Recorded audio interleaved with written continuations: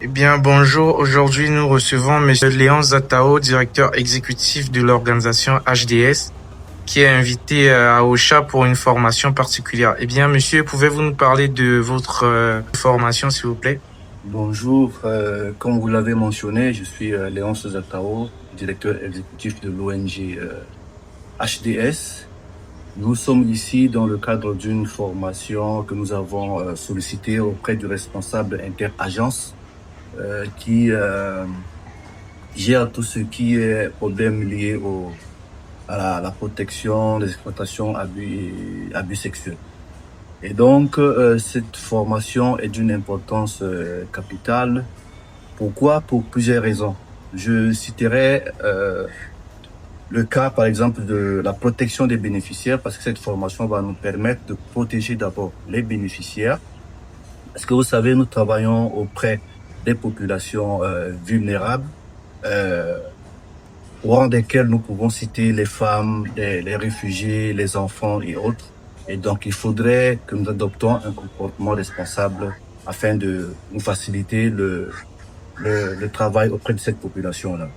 Et cette formation aussi va nous permettre de renforcer la confiance et la crédibilité auprès de ces personnes qui se trouvent dans des situations difficiles. Par ailleurs, nous pouvons aussi dire que cette formation va nous permettre de respecter les normes et obligations internationales. Parce que, comme vous le savez, pour le moment, tous les bailleurs et les partenaires demandent à ce que chaque organisation puisse mettre en place une politique dans le cadre de la protection et l'exploitation des abus sexuels. Donc c'est dans ce sens-là que nous sommes ici pour bénéficier de cette formation qui va non seulement renforcer la capacité de nos staffs et nous permettre de nous comporter de façon digne sur le terrain. En conclusion, nous pouvons dire que cette formation est vraiment importante et ce n'est pas optionnel, mais c'est une obligation.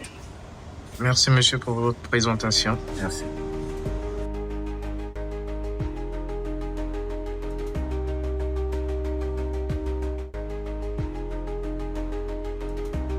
Quelqu'un sait qu'on va parler de la question là-bas.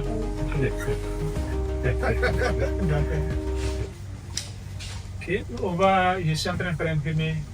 On va aller à l'essentiel, mettons pas une formation de formateur.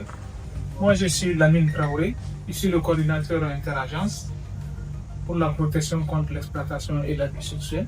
On va avoir une session interactive, n'hésitez pas à m'arrêter à tout moment pour revenir en arrière. C'est pas une formation, c'est vraiment une discussion où on échange quand on n'a pas compris. Voilà, c'est vraiment, on est en famille. D'accord? N'hésitez pas, même si on a dépassé la partie, de me revenir en arrière. Alors, on va un peu zapper toute cette partie-là qui concerne un peu les différents éléments qu'on va voir. La session 3 sur PAS. PAS, c'est P pour protection, E pour exploitation, A pour abus et S pour sexuel. D'accord? C'est ça un peu AS, harcèlement sexuel. HS. On va voir un peu la différence entre ces deux éléments-là.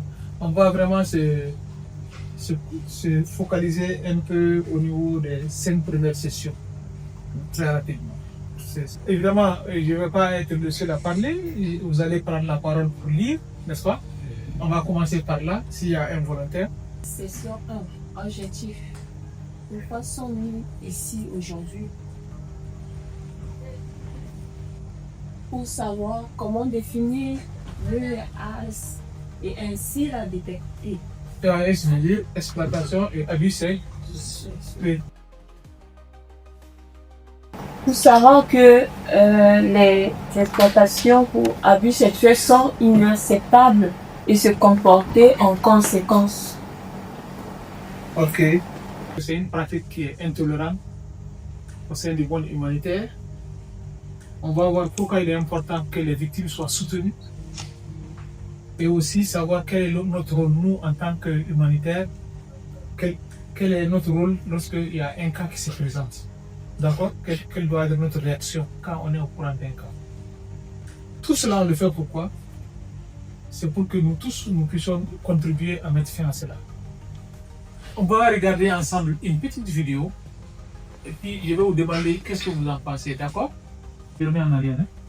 Et Fatima, ils sont travailleurs humanitaires, comme vous, et ils viennent de commencer à travailler pour une organisation humanitaire. Toute personne qui travaille pour une organisation humanitaire est un travailleur humanitaire, y compris les bénévoles, le personnel temporaire et les contractants. Le plus important dans leur travail est de s'assurer qu'ils agissent sans nuire aux communautés qu'ils servent. Les gens de cette communauté ont été touchés par une catastrophe ou un conflit. Certaines personnes, comme les femmes, les enfants et les abus sexuels, tout ce que John et Fatima ont appris dans cette vidéo s'applique à vous dans votre rôle de la même façon. Si vous avez des questions au sujet de cette formation, veuillez contacter le point focal pour l'exploitation et les abus sexuels ou pour la sauvegarde.org. Merci beaucoup. Je voulais juste savoir, qu'est-ce que vous avez retenu? Ça peut être un désir, qu'est-ce que vous avez retenu? D'accord. Un acteur humanitaire ne devait pas être une personne qui pratique, Qui commet ça? voilà, qui commet des actes, Des abus d'exploitation sexuelle. des abus d'exploitation sexuelle vis-à-vis de la communauté. Vis-à-vis de la communauté qui sert, n'est-ce pas? Qui assiste. Effectivement. D'accord. Donc, toute personne qui collabore avec un humanitaire devient une personne associée. Ce n'est pas EAS. Désigne toute personne à qui sont fournis un service fait par un organisme humanitaire ou agence. Les bénéficiaires et nous, ça peut être un abus de position de vulnérabilité. C'est comme si nous, on abuse que la personne est vulnérable des attouchements sexuels. Ok? Même l'envoi de messages de nature sexuelle. D'accord? Envoyer qu'une organisation veut faire des enquêtes, ils peuvent me demander. Alors que l'EAS, c'est une forme, ce n'est pas tout, parce que tous les VBG ne sont pas dans l'EAS. C'est une forme de VBG, mais commis par les humanitaires contre des membres de la communauté. Vous comprenez ce que je veux dire? Les membres de la communauté qui bénéficient de l'assistance. Oui, c'est pour ça que je dis contre des membres, je n'ai pas dit les membres, contre des. Qui doit signaler, vous voyez, les collègues de service, les victimes, les témoins, les membres de la communauté, bref, tout citoyen peut signaler au cas de déplacer les brillards. Qui, c'est le chauffeur de telle organisation qui a fait. A, je suis d'accord qu'il n'y a pas de AS, parce qu'elle a donné son consentement. B, cela dépend des pays. Cela dit, ça dépend des pays. Il y a des pays où tu peux coucher avec une bénéficiaire ou tu peux ne pas coucher avec une bénéficiaire. C'est d'accord, ça dépend. C, je suis d'accord qu'il n'y a pas de AS si la personne est majeure. Pourvu qu'elle soit majeure. Si elle est majeure, même si elle est bénéficiaire, mais elle a donné son accord, il n'y a pas de AS. D, je ne suis pas d'accord. Je ne suis pas d'accord, même si elle donne son consentement, je ne suis pas d'accord. Mais pourquoi c'est interdit? Pourquoi? Mais elle a donné son consentement. Même si elle a donné, c'est des principes à respecter. Ok. Kondembo Merveille de Dieu, je suis agent de cohésion sociale au sein de l'ONG HDS. Ok. Et par rapport à la formation que vous venez de suivre, qu'est-ce que vous avez retenu en tant que tel? Lors de cette formation qu'on vient j'ai pu retenir beaucoup de choses concernant le PAS. Dans un premier temps, l'objectif nous a bien éclairé sur la dynamique entre nous les humanitaires et comment nous devons rendre notre tâche plus visible au sein de la communauté, à ne pas pratiquer l'exploitation à vie sexuelle vis-à-vis de la communauté, puis avoir des visions proprement dites. C'est bon, vous n'avez plus Donc, rien. la formation, c'est vraiment un pas pour nous de faire en avant. Ok, d'accord, merci. Tous ensemble, disons non à l'exploitation et à l'abus sexuel. HDS est situé derrière l'immeuble de la primature.